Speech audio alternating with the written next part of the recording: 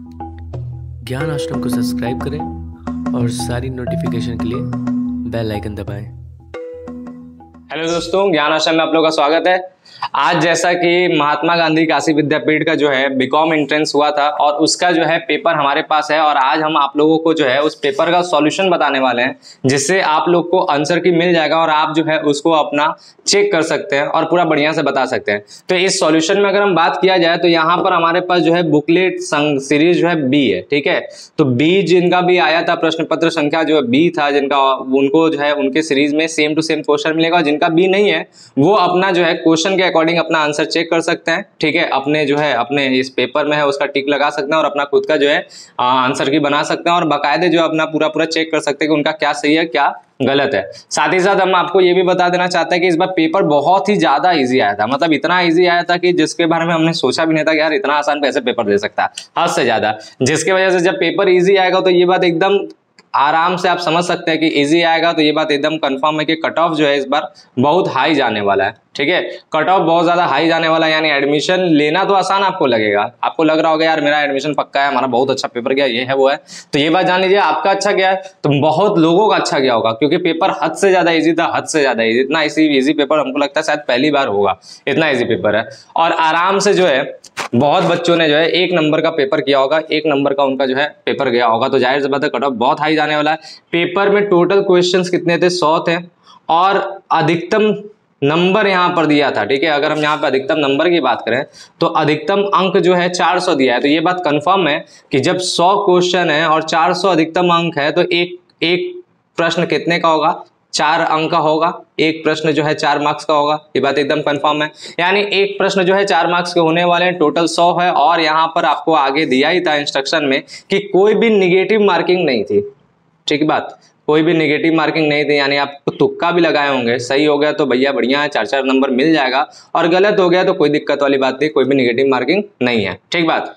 तो इस हिसाब से कट ऑफ कैसा जाएगा ये मेरा एक अंदाजा है, देखिए, क्योंकि मेन तो रिजल्ट आने के बाद ही कंफर्म होता है कि क्या कट ऑफ है, कैसा कैसा है, लेकिन एक अंदाजा लगाया जा सकता है कि क्या होगा। तो अंदाजा लगाना अगर हम बात करें तो जनरल जो अनरिजर्व लोग होते हैं, जिनके पास कोई आरक्षण नहीं होता, ठीक है, अनरिजर्व की बात करें या जनरल की बात करें तो यहां पर जान लीजिए कि उनके लिए हमको जहां तक लगता है कि लगभग उनको 310 से लेकर के 325 तक उनका कट ऑफ रहने वाला है मार्क्स में, 400 में से, क्योंकि बहुत इजी है इसलिए इतना हाई बता रहे हैं। हालांकि विद्यापीठ में इतना हाई नहीं जाता है, लेकिन फिर भी इस बार बहुत ज्यादा इजी है, बहुत ज्यादा इजी है। तो शायद इतना जो है मार्क्स उनका जाने वाला है कट ऑफ में, बात समझे।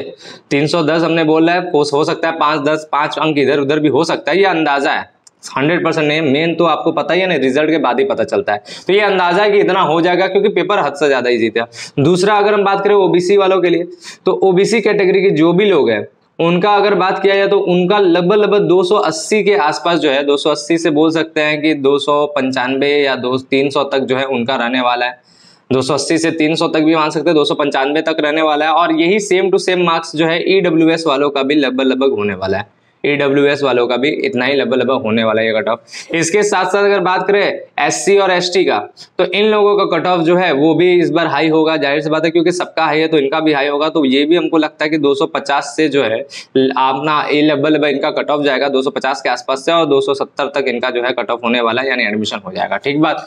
तो जिनका भी 250 तक रहता है तो एससी एसटी है तो उनका मैक्सिमम चांसेस है उनको मिल जाएगा कैंपस, ठीक है। जिनका ओबीसी में 280 है या ईडब्ल्यूएस में 280 से 295 उनको भी मेन कैंपस मिलने के चांसेस है। और जिनका जनरल है 310 से 325 के आसपास है तो उनको भी मेन कैंपस मिलने वाला है, यानी विद्यापीठ के जो है कैंपस में इनका सिलेक्शन हो जाएगा। ये एक हमारा खुद का अनुमानित जो है ये कट ऑफ है, अनुमानित है, जाहिर सी बात है अनुमान जो है हमेशा सही नहीं होता है, लेकिन मैक्सिमम चांसेस होता है कि जो भी अनुमान हम लगाते हैं वो मैक्सिमम चांसेस होता है सही निकलता है, ठीक बात। तो चलिए हम लोग बात करते हैं अब पेपर की। पेपर बहुत ही इजी था, हमने बोला हम थोड़ा सा यहाँ पे हिंदी में लिख बोलते हुए पढ़ते हुए आंसर लगा रहे हैं। जो बच्चे इंग्लिश वाले हैं वो भी चेक कर सकते हैं, अपना क्वेश्चन उनके सामने है, और हम जो है ऑप्शन सारे के सारे जो है इस प्रकार से सॉल्यूशन देते जाएंगे। अगर आपके पास बी वाला है तो सेम टू सेम पेपर होगा, बी वाला नहीं है तो आपके पास कोई भी सीरीज होगा, बुकलेट सीरीज जो भी होगा उसके हिसाब से जो भी होगा उस क्वेश्चन के अकॉर्डिंग आप आंसर मिला सकते हैं कि क्वेश्चन सेम होने वाला है, बात समझे। यहाँ पे पहला क्वेश्चन लिखा है, एक निजी कंपनी व्यवसाय प्रारंभ कर सकती है, तो कब प्रारंभ कर सकते हो? तो समामेलन के का प्रमाण पत्र प्राप्त करने के पश्चात, यानी बी, ऑप्शन बी सही है।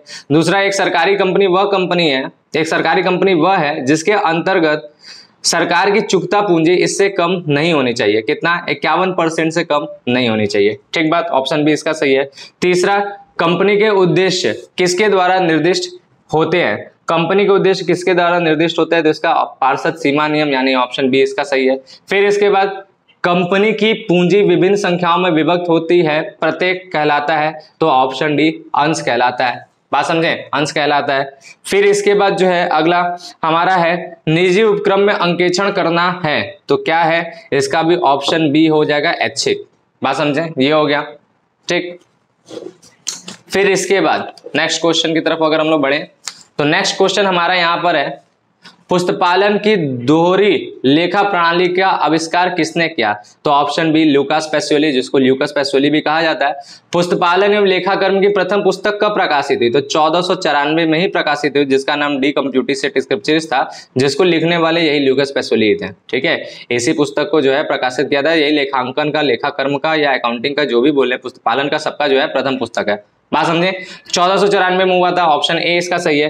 फिर इसके बाद जो है अगला, पुस्तपालन का अर्थ क्या है? तो पुस्तपालन का अर्थ जो है ऑप्शन जो है आपका सी सही हो जाएगा, 8वां। ठीक, बात समझे? पुस्तपालन का अर्थ व्यापारिक सौदा का हिसाब किताब पुस्तकों में रखना। देख रहे हैं, क्लास 11th का एकदम क्वेश्चन है, एकदम बेसिक क्वेश्चन है, पहला चैप्टर से रिलेटेड टाइप का। फिर उसके बाद जो है लेखांकन सूचनाओं का उपयोग करता कौन नहीं है? तो कौन नहीं है? अवयस्क नहीं है। फिर इसके बाद क्या है? लेन देन का अर्थ है, तो क्या है लेन देन का अर्थ भाई? तो माल एवं सेवाओं का मुद्रा में विनियोग, ऑप्शन बी सही है। ठीक बात, यहां तक हो गया, समझ में आया? फिर इसके बाद देख लीजिए अगला क्वेश्चन। अगला क्वेश्चन है, अचल संपत्ति में सम्मिलित होते हैं, तो अचल संपत्ति में कौन सम्मिलित होते हैं? जो फिक्स्ड होंगे, यानी फर्नीचर। अचल संपत्ति कौन होता है? फिक्स्ड एसेट्स होता है। ठीक बात। फिर इसके बाद 12वां देख लीजिए, निम्नलिखित में कौन अमूर्त संपत्ति है? तो जो दिखता नहीं है, ठीक है, इंटेंजिबल जिसको कहते हैं, वो क्या है? ख्याति, दिखता नहीं है, जिसको छुआ नहीं जा सकता, वो हो गया। फिर इसके बाद जो अगला हमारा क्या है, निम्नलिखित में से कौन सा आय नहीं है? आय नहीं है, ठीक है, कमीशन प्राप्त है, बट्टा प्राप्त है, ब्याज प्राप्त है, तो क्या है? पूंजी प्राप्त, ये आपका आय नहीं है। ठीक बात। निम्नलिखित में से कौन सा व्यापारिक लेन देन नहीं है? तो व्यापारिक लेन देन इनमें से कौन सा नहीं है? व्यापारिक व्यक्तिगत बैंक खाते से पुत्र के स्कूल की फीस दी, ये आपका नहीं है। ठीक है, व्यापार के लिए फर्नीचर खरीदना, वेतन देना, ये सब है, और पुत्र का स्कूल फीस व्यापार के पैसे से देना, ये भी लेन देन है। लेकिन अगर हम बात करें ये अपने ही खाते से उठा के अपने बच्चे के लिए काम करना, ये नहीं है। ठीक है, तो ऑप्शन सी इसका सही हो जाएगा।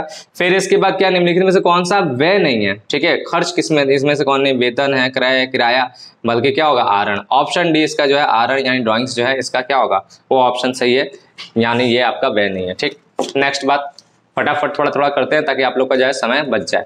ठीक बात। नेक्स्ट अगर हम बात करते हैं, लाभ की आशा ना करें और सभी संभाव हानियों की प्रावधान करें, इस नीति का कारण है?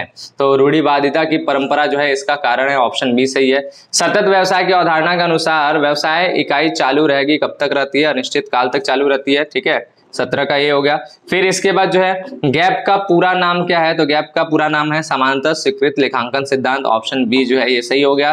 फिर इसके बाद क्या है, Lucas Pacioli de computis et scripturis, अपनी हमने बात आपसे किया था, उसका किस सन में जो है प्रकाशन हुआ था? तो 1494 में हुआ था। ठीक है, बैंक अधिविकर्ष खाता कौन सा खाता है? क्योंकि बैंक अधिविकर्ष खाता एक क्या है? लायबिलिटी है, तो लायबिलिटी के हिसाब से वो कौन सा खाता होगा? व्यक्तिगत खाता होगा। कुछ बच्चों को इनमें भी कंफ्यूजन होगा, व्यक्तिगत प्रतिनिधि व्यक्तिगत खाता। देखिए, प्रतिनिधि व्यक्तिगत खाता नहीं होगा, क्योंकि आदत प्रोदत इनसे रिलेटेड या कैपिटल या ड्राइंग्स, ये सब आपका इसके अंतर्गत आता है। नॉर्मल लायबिलिटीज जो होते हैं उनको जो है व्यक्तिगत खाता माना जाएगा। ठीक बात, तो ऑप्शन ए इसका सही है। बहुत लोगों को इन दोनों में कंफ्यूजन था, तो ऑप्शन ए इसका सही है, 20वां। ठीक बात। नेक्स्ट अगर हम बात करें, क्वेश्चन आप लोग को इंग्लिश में भी दिख ही रहा होगा। ऑप्शन, अगर हम क्वेश्चन नंबर 21 की बात करें तो 21 में क्या है? व्यक्तिगत खातों के संबंध में कौन सा नियम है? बहुत सिंपल से देख रहे क्या क्वेश्चन की क्वालिटी है। पाने वाले को नाम करो और देने वालों को जमा करो। ठीक है, ये हो गया। फिर भवन निर्माण के लिए मजदूरों को मजदूरी दिया, किस खाते में जाएगा? तो भवन के निर्माण के लिए, इसलिए कौन सा? भवन खाता ही हो जाएगा। ठीक है, कैपिटल आइटम है इसलिए। फिर मोहन को वेतन दिया, किस खाता को डेबिट किया जाएगा? तो वेतन दिया, इसलिए वेतन खाता को ही डेबिट होगा। बात समझे? ऑप्शन बी सही है। फिर टोना से नगद माल खरीदा, इसके लिए क्रेडिट किया जाएगा। नगद माल खरीदा है, टोना से नगद खरीदा है। ठीक है, तो परचेस टू कैश होता है, तो क्रेडिट कौन होगा? कैश अकाउंट होगा, यानी क्या होगा? नगद खाता ही हो जाएगा। फिर इसके बाद जो है स्वामी द्वारा माल लेने पर किस खाते को क्रेडिट किया जाएगा? माल लेने पर स्वामी द्वारा ठीक है, स्वामी अपने लिए माल लेता है तो ड्राइंग होगा, ड्राइंग से अकाउंट डेबिट तो हो जाएगा, लेकिन क्रेडिट पूछा किसको किया जाएगा, तो क्रेडिट यहाँ पे परचेज अकाउंट को किया जाएगा, क्रय खाता। बहुत लोग जो है माल खाता लगा के आए होंगे, लेकिन आप जानेंगे कि कभी भी विशेष परिस्थिति में जब भी माल का लेखा करना होता है तो वहां पे परचेज अकाउंट यूज होता है। बात क्लियर है? तो यहां पर जो है आपका ये हो जाएगा। फिर इसके बाद जो है हमारा अगला बात अगर हम लोग करें तो यहाँ पे लाभ की आशा ना करें और सभी संभाव हानियों के प्रावधान कर लें। ये आपका, अरे यार अगला जो है हमारा ये है, हम लोग 25वां पे थे तो 26वां क्वेश्चन देखते हैं, पेज नहीं पलटा हमने डायरेक्ट। तो यहाँ पे 26वां देख लेते हैं हम लोग। तो 26वां क्या होगा, संयुक्त पूंजी के निदेशक मंडल का चुनाव डैश के द्वारा होता है। तो 26वां का आंसर आपका क्या हो जाएगा, अंशधारकों के द्वारा होता है। ठीक है, एक सार्वजनिक कंपनी में सदस्यों की न्यूनतम संख्या कितनी होती है, तो सार्वजनिक कंपनी में सदस्यों की न्यूनतम संख्या कितनी होती है, 7 होती है। संयुक्त पूंजी वाली कंपनी का पंजीयन कैसा है, तो संयुक्त पूंजी वाली कंपनी का पंजीयन जो है वो कैसा है, अनिवार्य है।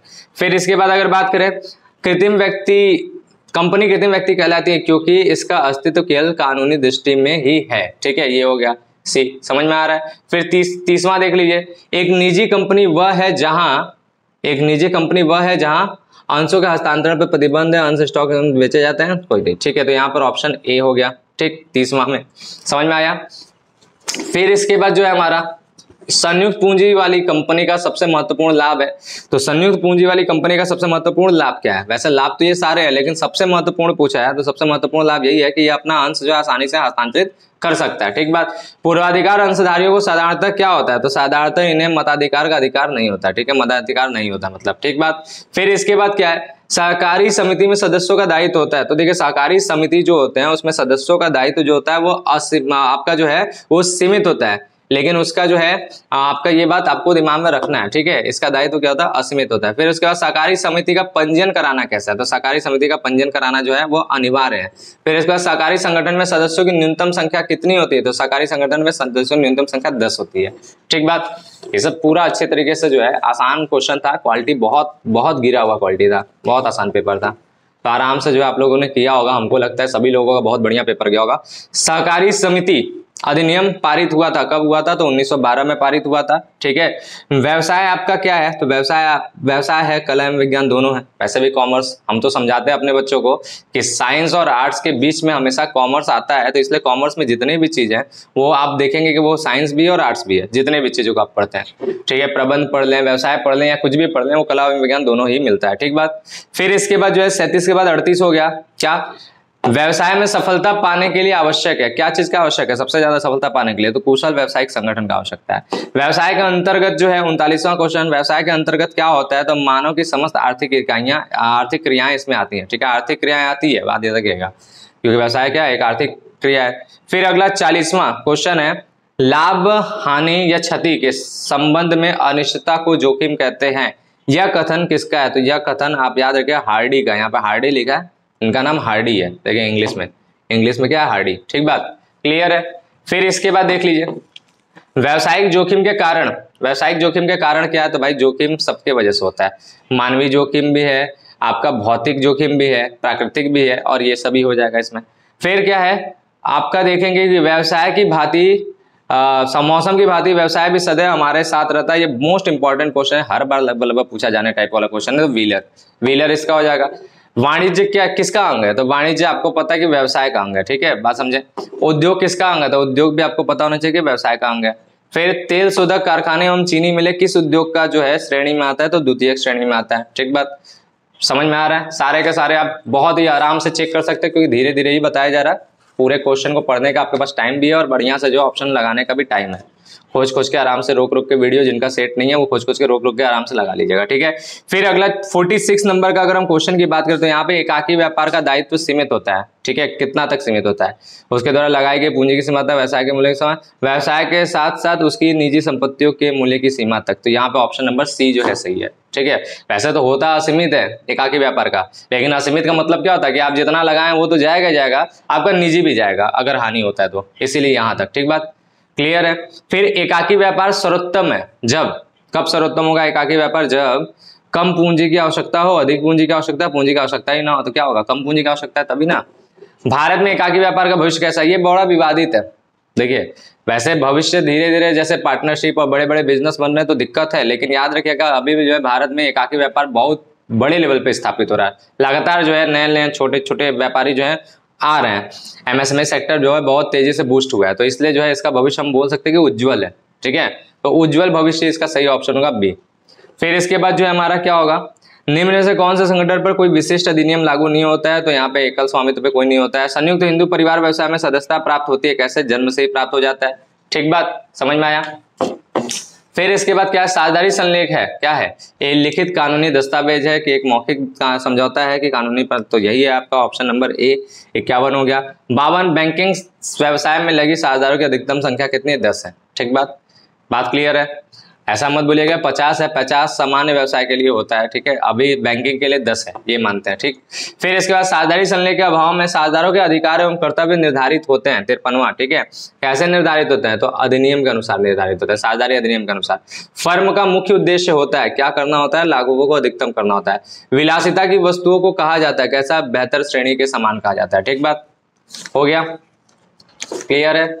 फिर अगला बात करते हैं हम लोग, आगे क्या है, मांग की लोच कैसा कथन है, तो मांग की लोच याद रखिएगा, मांग का नियम कैसा कथन है, वो गुणात्मक कथन है, लेकिन मांग की लोच क्या बताता है, परिमाण बताता है, इसलिए ये कैसा कथन है, परिमाणात्मक। ठीक है, फिर इसका कच्चे माल पर खर्च एक ऐसा लागत है, ये परिवर्तनशील लागत है, बदलता रहता है। ठीक है, उत्पादन के साथ साथ। फिर इसके बाद जो है आपका अगला है, निम्न में से कौन सा औसत लागतों के मध्य संबंध को निर्दिष्ट करता है, तो देखिए औसत लागत यानी average total cost equal to क्या होता है, average fixed cost plus average variable cost, ये होता है आपका। अब इसमें इसके अकॉर्डिंग देखिए क्या चल रहा है, इस वाले लाइन को देखेंगे तो ये आपको देखिए कैसे, AFC इक्वल टू क्या, ATC माइनस ABC, ये प्लस वाला जब इधर जाएगा तो माइनस में होगा ना, यानी ऑप्शन बी जो है इसका सही है। क्लियर बात।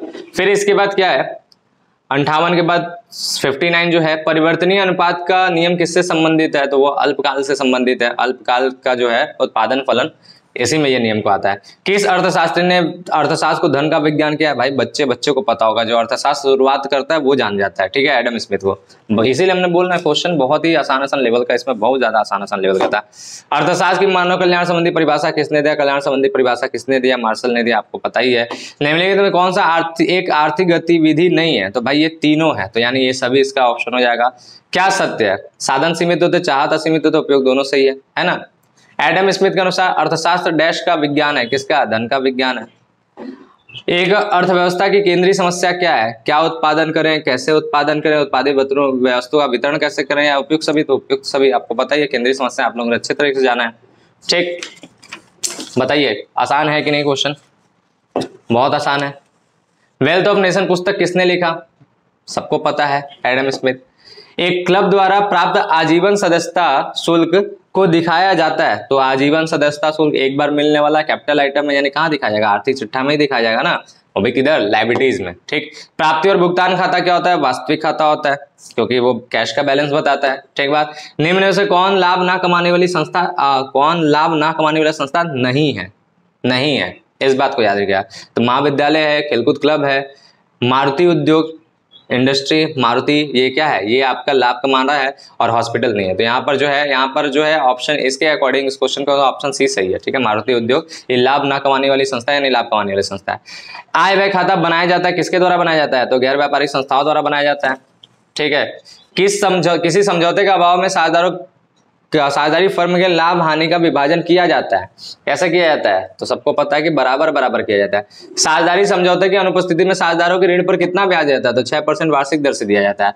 चालू खाता है, किस प्रकार का खाता है, चालू खाता जो है आपका एक व्यक्तिगत खाता है। कारण क्या है, क्योंकि चालू खाता पूंजी खाता का ही एक भाग है, पूंजी खाता खुद भी व्यक्तिगत खाता है, तो चालू खाता भी कौन सा खाता है, व्यक्तिगत खाता है। साझेदारी समझौता हो सकता है, मौखिक भी हो सकता है, लिखित भी हो सकता है, नहीं मौखिक या लिखित दोनों हो सकता है। साझेदारी संलेख तैयार किया जाना है, कैसा है, तो ऐच्छिक है, साझेदारी संलेख तैयार करना। ठीक बात समझ में आया, यहाँ तक पूरा जो है एकदम आराम से क्वेश्चन सॉल्व होने लायक है। ख्याति है, तो अभी आपने जाना कि ख्याति कैसा है, ख्याति कैसा है, अमूर्त संपत्ति। ठीक है, सी, हाँ समझे, मूर्त नहीं होगा, अमूर्त होगा, गलती से वहां लगा, ऑप्शन सी।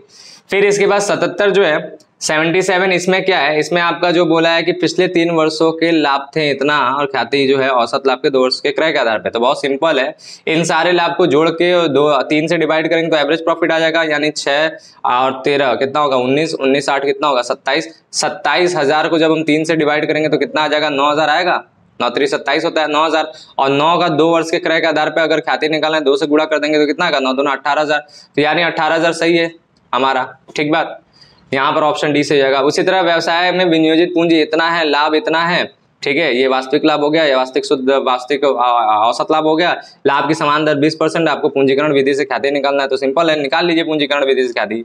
यहाँ पर 2 तरीके से निकल सकता है, एक तो इसका पूंजीकरण करके डायरेक्ट निकाल दीजिए, माइनस कर दीजिए आ जाएगा, तो 50,000 का पूंजीकरण करेंगे तो 50,000 गुणे क्या होगा, गुणे 100 बटे में 20, ठीक है, ये पूंजीकरण हो जाएगा। तो 0 से 0 कट गया, 2 से इसको काट देंगे तो 2 5 10 और 50 25 कितना हो जाएगा, इतना ही होगा ना, 50 25 2,50,000, और 2,50,000 में से 1.5 लाख माइनस कर देंगे तो कितना आ जाएगा 1 लाख, ये आ गया, पूंजीकरण विधि से ख्याति निकल गया, ठीक है, सिंपल सी बात है। दूसरे तरीके से भी और होता है, ये हमने क्या किया एवरेज प्रॉफिट का पूंजीकरण किया है। दूसरा तरीका है सुपर प्रॉफिट का भी कर सकते हैं, उसमें भी करने का तरीका ये है, आप इसका पहले वो निकाल लीजिए प्रॉफिट निकालिए नॉर्मल प्रॉफिट, फिर इसमें से उस नॉर्मल प्रॉफिट को माइनस कर दीजिए, जैसे 1.5 लाख का नॉर्मल प्रॉफिट कितना आएगा 30,000 आ जाएगा, 30,000 को जो है 50,000 में से माइनस कर 20,000 आएगा, और 20,000 का पूंजीकरण कर देंगे, यानी 20,000 गुणे 100 बटे में 20, 20 से 20 कट गया 10 आ गया, 10 अरे 10 1,000 आ गया, 1,000 को 100 से गुणा करेंगे तब भी 1 लाख आ जाएगा। तो दोनों तरीका है, ठीक है, दोनों तरीके से आ जाता है। समान लाभ पर वास्तविक लाभ का अधिक क्या कहलाता है, तो पता है अधिलाभ कहलाता है, ठीक बात। साझेदारी फर्म के पुनर्गठन पर अधिलिखित नहीं, साझेदारी फर्म पर पुनर्गठन पर अलिखित संपत्ति का लेखा कैसे होता है, तो वर्तमान साझेदार को इसमें लाभ होता है ना, बात समझे 80, ठीक है, यहां तक हो गया, बात क्लियर है। फिर अगला 20 क्वेश्चन और है, अगला हमारा हो गया क्या, तो नेक्स्ट हमारा बोलता है यहाँ पर आपका कि पुनर्मूल्यांकन खाता तथा लाभ हानि समायोजन खाता कैसा है, तो ये एक नाम मात्र खाता है, ठीक है, क्योंकि ये प्रॉफिट लॉस की बात करता है। फिर यहाँ पर बताता है एक्स वाई इतने अनुपात में लाभ को बांटते हैं, भविष्य में उन्होंने जो है इतना समान लाभ बांटने का निश्चय किया तो कौन साझेदार जो है त्याग करेगा और किस अनुपात में त्याग करेगा। तो भाई त्याग अनुपात का फॉर्मूला क्या होता है, sacrificing ratio equal to old ratio minus new ratio, है ना, ये होता है। तो यहाँ पर ओल्ड रेशियो कितना 2/5 है ना, और न्यू रेशियो कितना 1/2 है, समान अनुपात का मतलब 1/2, माइनस करके देख लीजिए, तो 2/5 में से 1/2 माइनस करेंगे तो कितना आ जाएगा 1/10 आ जाएगा, ठीक है, तो यही त्याग कर रहा है कौन, सॉरी ये माइनस में आ जाएगा, ठीक है, तो ये गेन कर रहा है, तो ये त्याग कर रहे हैं यहाँ पे हो जाएगा y द्वारा त्याग होगा 1/10, इसको सॉल्व करेंगे तो पता चलेगा, ये आपका जो है देख लेंगे कौन सा हो जाएगा, हम चेक कर लेते हैं, इसको सॉल्व कर देते हैं आपके सामने ताकि आप लोग को जो है पूरा एकदम कंफर्म पता चलेगा। देखिए 2/5 है माइनस 1/10 है, सॉल्व करेंगे एलसीएम लेंगे 10 आ जाएगा, 5 दूना के 10, 2 दूना 4, 4 माइनस 10 से कम 10 और 1, यही होगा, सॉरी 1/2 है ना, सॉरी 1/2 है, तो 2 5 है 10 और 5 हो गया, ठीक है, ये हम लोग किए तो माइनस में आ गया माइनस 1/10, और जब सैक्रिफाइसिंग का फॉर्मूला लगाते हैं और माइनस में आंसर आता है तो आप लोग को ये बात पता होगा कि ये गेन होता है ना, तो ये तो गेन कर रहा है, यानी कौन गेन कर रहा है, एक्स गेन कर रहा है पहला वाला, तो जाहिर सी बात है कौन सैक्रिफाइस करेगा, वाई सैक्रिफाइस करेगा, और कितना करेगा, जितना ये गेन करेगा उतना ही वो सैक्रिफाइस करेगा, यानी वाई द्वारा त्याग होगा 1/10, बात समझे, इस बात में यहाँ पर सी वाला ऑप्शन सही है, ठीक। फिर इसी तरह हम थोड़ा सॉल्व करके इसलिए बता दें ताकि आप लोगों को समझ में आ जाए, ऐसा नहीं कि क्वेश्चन जो है आपने लगाया है और गलत हुआ है या कुछ भी है तो कारण के साथ पता चल जाए। फिर 83 हम लोग देख रहे हैं, तो यहाँ पर क्या लिखा है कि अवसर फर्म में साझेदार दर नए साझेदार के रूप में प्रवेश करता है तो क्या हो जाता है, पुरानी फर्म का विघटन होता है, पुरानी फर्म तथा पुरानी साझेदारी का विघटन होगा। फिर इसके बाद अगला है पुरानी साझेदारी पुनर्गठित होगी या इनमें से कोई नहीं, तो भाई पुनर्गठित होता है, रिकंस्ट्रक्शन ऑफ फर्म होता है, ठीक है। फिर लिखा है एक नए साझेदार के प्रवेश पर संपत्तियों के मूल्य में कमी को डेबिट किया जाता है। क्या होता है, नए साझेदार का मूल्य पर प्रवेश होगा, संपत्ति के मूल्य में कमी होगा तो क्या होगा, कहाँ डेबिट होगा, डेबिट पूछा कहाँ होगा, तो किस खाते में होगा, लाभ हानि समायोजन खाते में डेबिट होगा, बात समझे, क्लियर है। लाभ हानि समायोजन खाता कौन सा खाता है, यही रिवैल्यूएशन अकाउंट है, ठीक है, रिवैल्यूएशन अकाउंट का ये दूसरा नाम है ना, तो ये बात आपको पता होना चाहिए, उसी में डेबिट हुआ तो revaluation account, debit to assets account होता है, सन्ड्री एसेट्स, तो यहाँ पर जो है आपका क्या हो जाएगा, रिवैल्यूएशन अकाउंट हो गया, क्लियर बात। तो 84 हो गया। इसके बाद हमारा 85 है, एक्स और वाई साझेदार है जो 1:1 के अनुपात में लाभ को विभाजित कर जेड को 1/5 भाग के लिए प्रवेश कराते हैं। जिसने ख्याति के लिए इतना योगदान दिया तो फर्म की ख्याति क्या होगी, बहुत सिंपल है, बहुत बच्चे इसको नहीं किए हैं, पता नहीं ऐसा क्या कारण है। 25,000 का जो है उल्टा हम लोग करके गुणा कर देंगे, नए साझेदार के शेयर नए साझेदार की ख्याति का आपस में जो है उल्टा मल्टीप्लाई हो जाता है, तो यही आपका ख्याति आ जाएगा पूरे फर्म की, यानी 1,25,000, सिंपल सी बात है, बहुत सिंपल है, ठीक है। 1,25,000 ये हो जाएगा। तो अगला क्वेश्चन, आगे हम लोग बढ़ते हैं, बस अब कंप्लीट होने वाले हैं। नए साझेदार के द्वारा ख्याति की राशि नगद लाने पर उसको क्या कहते हैं? तो प्रीमियम कहते हैं, यानी अधिमूल्य कहते हैं। पुनर्मूल्यांकन पर लाभ या हानि को वहन कौन करता है? पुराने साझेदार करते हैं। जीवन बीमा में सबसे कम प्रीमियम दर होता है। देखिए ये बहुत ही गजब टाइप का क्वेश्चन था। जो टर्म इंश्योरेंस होता है उसी का सबसे कम प्रीमियम होता है। तो टर्म जो है यानी आवधिक बीमा इसमें कौन सा होगा? तो इसको पढ़ने से क्लियर नहीं होता है। एंडोमेंट भी एक प्रकार से जो है आपका एकमुश्त पैसा जाता है, तो वो तो अवधि हुआ नहीं, ठीक है। आजीवन वाला जो है पूरे लाइफ के लिए हो जाता तो वो तो होगा नहीं। संयुक्त जीवन बीमा पत्र उसका अलग ही बात हो जाए। तो इसमें सबसे कम जो रेट जो पूछा है, तो यहाँ पर बड़ा कंफ्यूजन है। यहाँ पर जो है ये और ये इन दोनों बड़ा कंफ्यूजन है, लेकिन जहां पर होगा वार्षिक बीमा पत्र जो है हमें जहां तक लगता है सही होगा। संयुक्त जीवन बीमा पत्र में क्योंकि ज्यादा लोग होंगे तो जाहिर सी बात है प्रीमियम ज्यादा आना चाहिए। तो यहाँ पर जो है वार्षिक बीमा पत्र जो है हमारे हिसाब से सही होगा। थोड़ा सा कंफ्यूजन इसमें, आप लोग इसको जो है अपने तरीके से भी चेक कर लीजिएगा। हमारे हिसाब से सी इसका सही आंसर है, ठीक बात। तो यहाँ पर नेक्स्ट बात ले चलते हैं, क्योंकि देखिए सही बताना ही हम लोग की जिम्मेदारी होता है, ऐसा नहीं कि बच्चों को जो है अंधेरे में रखा जाए। बीमा के पक्षकार कितने होते हैं? तो 4 होते हैं बीमा के पक्षकार, ठीक बात। कहाँ गया हमारा ये 89। फिर इसके बाद जो है हमारा सबसे अधिक ब्याज की दर किस खाते में मिलता है? तो भाई स्थायी जमा खाते पे यानी फिक्स्ड डिपॉजिट अकाउंट पर, ये हो गया। फिर इसके बाद नेक्स्ट वार्षिक व्यापारिक बैंक का कार्य है, क्या कार्य है? तो ये सारे के सारे कार्य वो करता है, ऋण भी देता है, जमा भी लेता है, एजेंट के रूप में भी काम करता है। बहुराष्ट्रीय कंपनियों का क्षेत्र कैसा होता है? नाम ही बहुराष्ट्रीय, तो अंतरराष्ट्रीय होगा। विभागीय उपक्रम में होती है, विभागीय उपक्रम डिपार्टमेंटल अंडरटेकिंग्स, क्या क्या करता है डिपार्टमेंटल अंडरटेकिंग? सेवा भावना उसमें होता है, गोपनीयता, मितव्यता होता है, ये सभी होता है। तो ये सभी होता है उसमें, ठीक है। सरकारी कंपनी की स्थापना होती है, सरकारी कंपनी की स्थापना किसके द्वारा होती है? तो भारतीय अधिनियम के द्वारा होता है, ठीक है बात। फिर भारत की अर्थव्यवस्था के लिए सरकारी उपक्रम है, किस प्रकार के? भारत की अर्थव्यवस्था के लिए सरकारी उपक्रम है, आवश्यक है, ठीक बात, समझ में आया।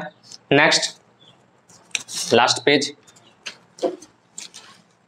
इसके बाद है लघु व्यवसाय के लिए उपयुक्त है कौन सा? मिठाई बनाने का कारोबार, सिले सिलाए कपड़े, ये सभी हो जाएगा।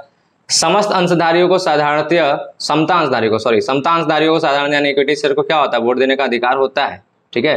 वोट देने का पूर्ण अधिकार होता है। प्रवर्तक वह व्यक्ति है, वैसे प्रवर्तक वह व्यक्ति जो कंपनी का जो है पूरा काम करता है, शुरू से अंत वही कराता है, कंपनी का निर्माण भी करता है, यानी कंपनी के समामेलन में वो भाग लेता है, ठीक बात। संचालक भी बन सकता है खुद ही, उसके रिश्तेदार भी संचालक बन सकते हैं, लेकिन मेनली कौन होता है?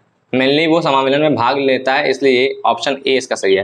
पार्षद अंतर नियम किसके बीच संबंध स्थापित करता है? तो पार्षद अंतर नियम जो है कंपनी तथा उसके सदस्यों के परस्पर सदस्यों के बीच में जो है संबंध स्थापित करता है, बात समझें। तो यहाँ पर जो होगा ऑप्शन सी हो जाएगा। और अंशधारियों के दायित्व जाने जा सकते हैं, किसके द्वारा जाने? दायित्व वाक्य के जरिए, जो कहाँ पर होता है? आपका पार्षद सीमा नियम में होता है। तो ये हो गया आप लोग का पूरा क्वेश्चन पेपर पूरा सॉल्व, 100 के 100 क्वेश्चन। उम्मीद करते हैं आप लोगों के अब बहुत अच्छे पेपर गए होंगे, आप लोगों ने बहुत बढ़िया से काम किया होगा, बहुत बढ़िया से दिया होगा। तो अगर आपने अच्छे तरीके से दिया तो कमेंट करके जरूर बताएं कि आप लोगों का कितना कितना मार्क्स आने के चांसेस हैं, ठीक है। आप लोग कमेंट करके जरूर बताएं कि कितने मार्क्स आने के चांसेस हैं। और साथ ही साथ जो है आप इस वीडियो को लाइक एंड शेयर कर दीजिएगा अपने दोस्तों तक, ताकि वो लोग भी जो है अपना जो है आंसर मैच करा लें। इस चैनल पे बताई गई सभी जानकारियां 100% जो है सही होता है। हम लोग किसी भी प्रकार के कोई भी फेक जो है काम नहीं करते हैं, मतलब कि यहाँ पर जो हमने आंसर बनाया है ये हमने जो है सटीक तरीके से अपने नॉलेज के बेस पे बनाया, और जिस पे डाउट था एक क्वेश्चन पे उसके बारे में हमने आपको बताया, ठीक है। तो आप निसंकोच आराम से इसको चेक करिए और भी दोस्तों को चेक कराइए। अगर आपने जितना हमने कट ऑफ बताया उतना अगर आपका मार्क्स आ गया तो आप रिलैक्स हो जाइए, आप लोग को मेन कैंपस मिल जाएगा। बहुत ही रिलैक्स होकर आप लोग बैठ जाइए, आपको मेन कैंपस मिल जाएगा। बस इसी के साथ बात को समाप्त करते हैं। Thank you, bye.